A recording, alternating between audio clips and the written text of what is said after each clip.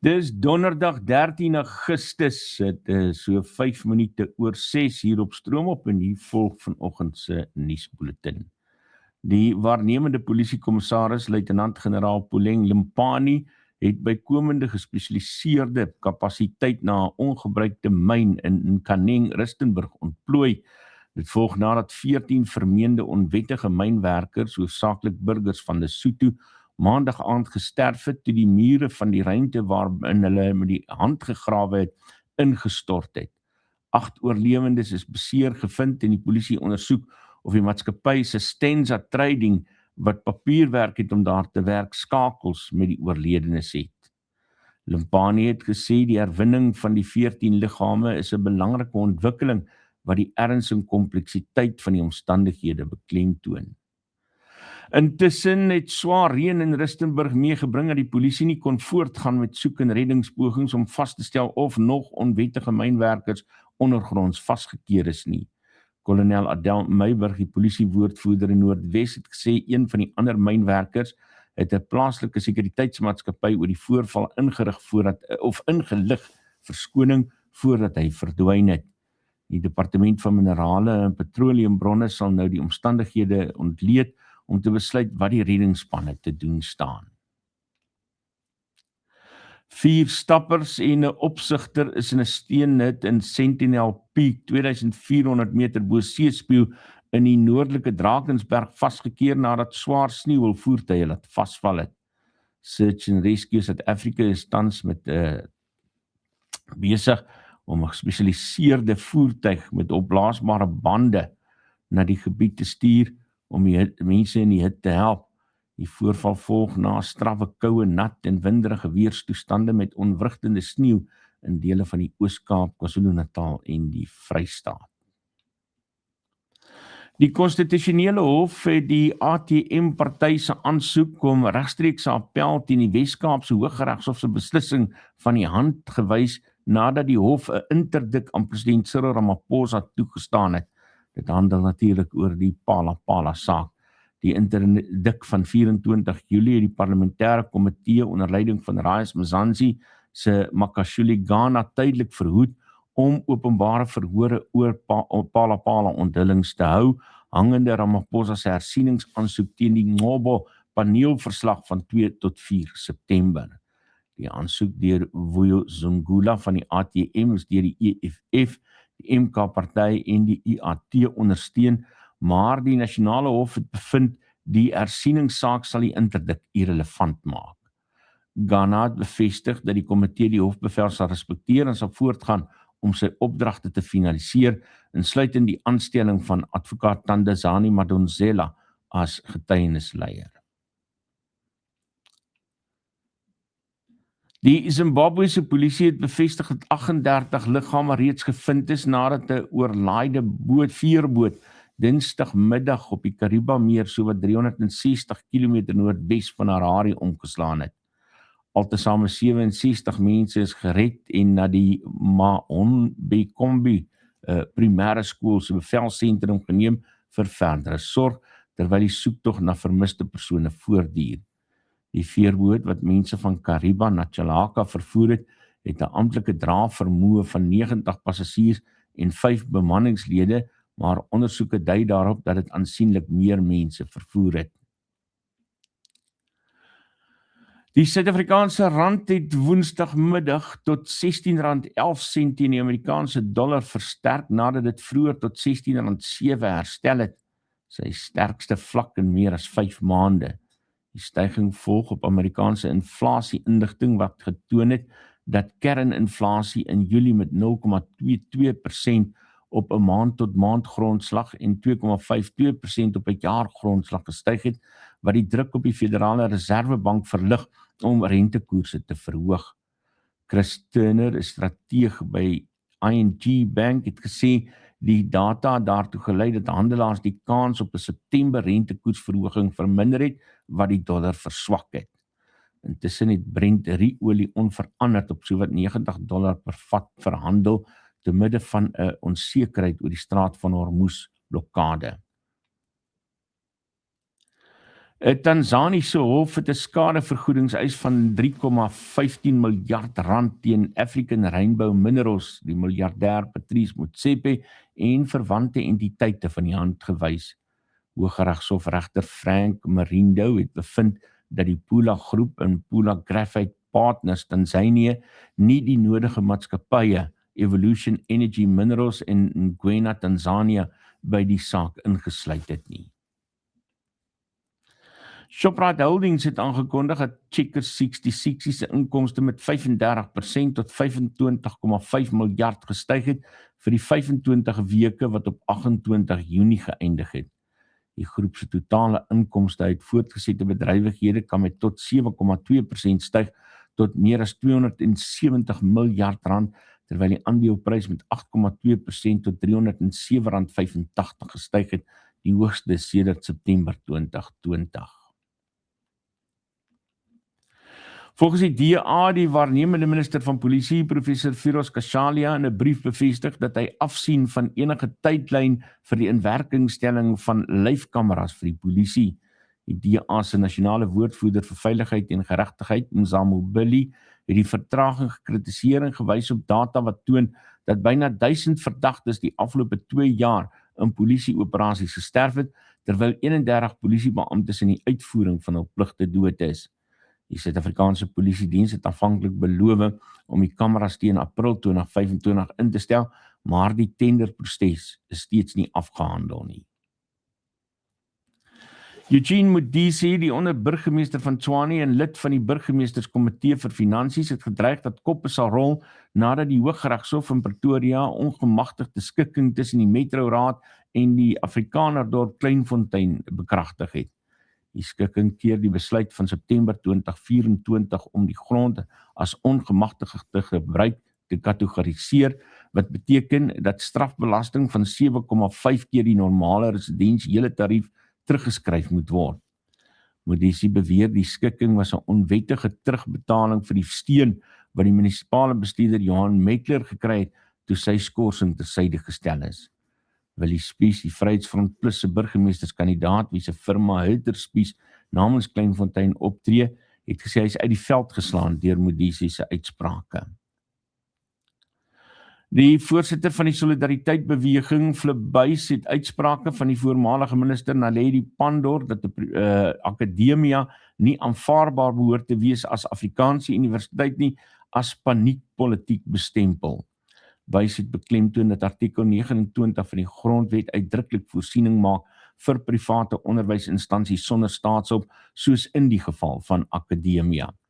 Die voormalige fisiekanselier van die Noordwes Universiteit, Dr. Teens Elof, het ook sy spyt uitgespreek oor Pandor se kortsigtige en ideologiese uitlatings en haar kritiek op professor Jonathan Jansen as ideologies gedrewe beskryf.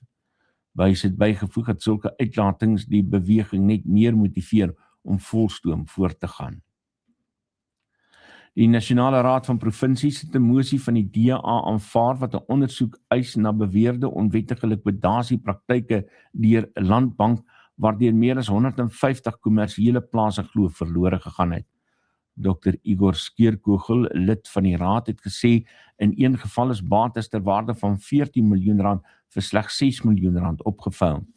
Die mosie vra vir 'n moratorium op sekere verrigtinge, onafhanklike forensiese ondersoeke en die vrystelling van verslae deur Adams & Adams as ook die spesiale ondersoekeenheid.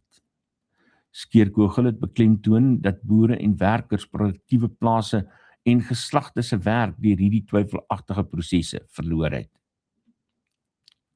Die Bloedrivier erfenisterrein in KwaZulu-Natal bied 'n beloning van R20.000 aan vir inligting nadat 'n vermoedelike brandstigting maandagoggend aansienlike skade aan die kampeerterrein en elektriese infrastruktuur aangerig het.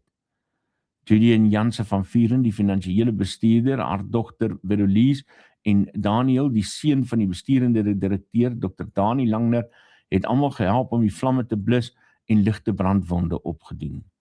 Oliekolle is op verskeie plekke rondom die erf gevind en 'n strafregtelike klag is by die Kingsley polisiekantoor ingedien. Langner het beklemtoon dat die voorval nie as 'n aanval op die aangrensende Ngome Museum beskou word nie en dat die twee erfenisterreine steeds goeie verhoudinge handhaaf.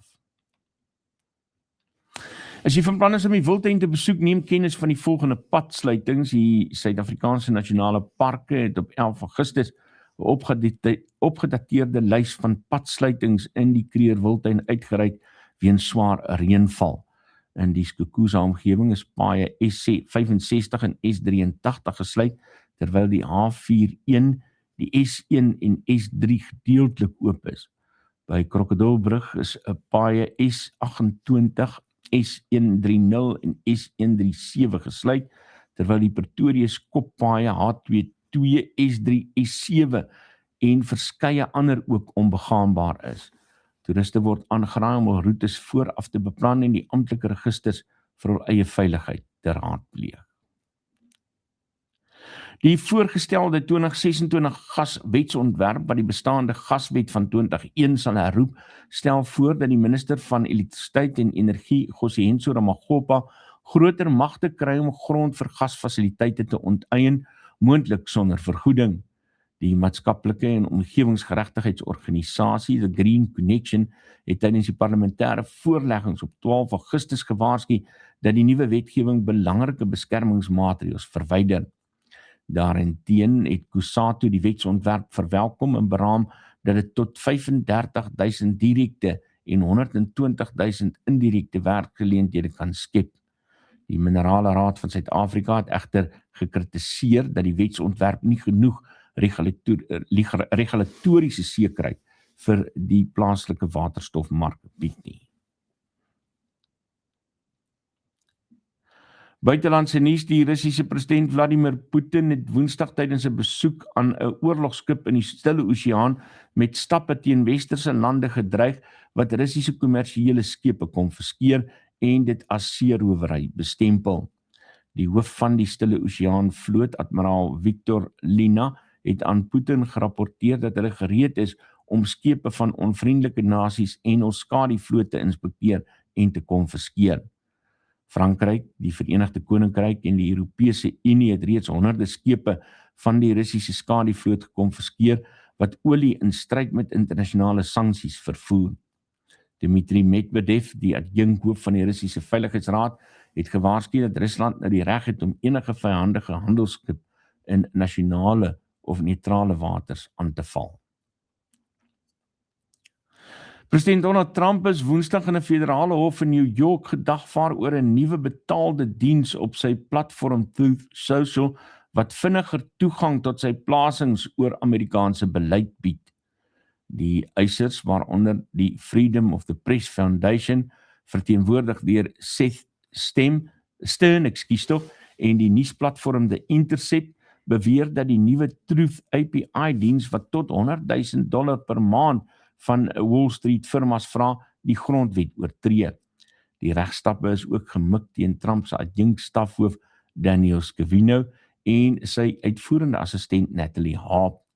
Die eisers vra dat die hof die diens stop en verhoed dat die amptelike regeringsinligting eksklusief op 'n private platform gedeel word. 'n reuse Oekraïense hommeltuig en missielaanval op die Russiese hawe Novorossiysk het 2 groot graanuitvoerterminale beskadig en 3 mense, insluitend 'n kind, gedood. Oekraïne se president Volodymyr Zelensky die operasie as uniek beskryf en gesê die infrastruktuur wat die Russiese vloot ondersteun sal nie veilig wees nie. Weens die aanvalle die Russiese Ministerie van Landbou aangekondig dat vragte na die Baltiese en Kaspiese See herlei sal word. Daniela Largo is 36 uur na 'n aardbewing van 7,4 op die Richterskaal lewendig onder die puin van 'n gebou in die Kolumbiaanse stad Pereira gevind. Die Kolumbiaanse president Abelardo de la Espriella het bevestig dat minstens 265 mense in die ramp gesterf het en 496 steeds vermis word. Brandweerbeamptes van Bogota en plaaslike reddingsspanne moes 2 tonnels grawe om Largo te bereik en haar van suurstof te voorsien. Terug in Washington, die Withuis se perssekretaris Caroline Leavitt gaan aan die einde van die maand haar pos ontruim om meer tyd saam met haar gesin deur te bring. Leavitt, die jongste persoon nog in hierdie pos, het in Mei haar tweede kind saam met haar man Nicolas Riccio verwelkom. President Donald Trump het haar besluit gerespekteer en sê sy sal as top buiteadviseur vir die Republikeinse party aanbly. Die liggame van 2 Duitse soldate uit die Tweede Wêreldoorlog is in die Donau-rivier in Budapest gevind, weens rekordlae watervlakke na 'n strawwe droogte. Arne Schrader van die Duitse Oorlogsgraftekommissie het bevestig dat hulle ook identifiseringsplaatjies, 'n Weermacht motorfiets van die model DKW NZ350-1, 'n trouring en 'n gevegskenteken gevind het. Een van die plaatjies het aan 'n Weermacht soldaat behoort en die ander aan 'n lid van die Waffen-SS. Die oorblyfsels van die soldate sal eersdaags in die Duitse oorlogsbegrafplaas net buite die Hongaarse hoofstad begrawe word. En ons sluit af met 'n vreemde skandaal in die fietsrywêreld. Fietsryers is in die spervuur weens beweringe dat hulle borsopvullings, bekend as chest fairing, gebruik om hulle borsarea te vergroot en lugvloei te verander. Volgens Bert Blokken, 'n professor in aerodinamika, kan hierdie tegniek lugweerstand met tot 3,6% verminder. Die Tour de France organiseerders het reeds aangekondig dat hulle strenger gaan kyk na die nakoming van regulasies wat toerusting en klere verbied wat 'n fietsryer se liggaamsbou onnatuurlik verander. Nou verstaan ek hoekom die vroue, die meisies op skool en op universiteit, hoekom ek so gesukkel het om hulle in te haal. Want hulle was natuurlik aerodinamies toegerus om vinniger as ek te hardloop. Dis vandag se nuus hier op Nuuspot. Die tuiste van Afrikaanse stories agter die nuus.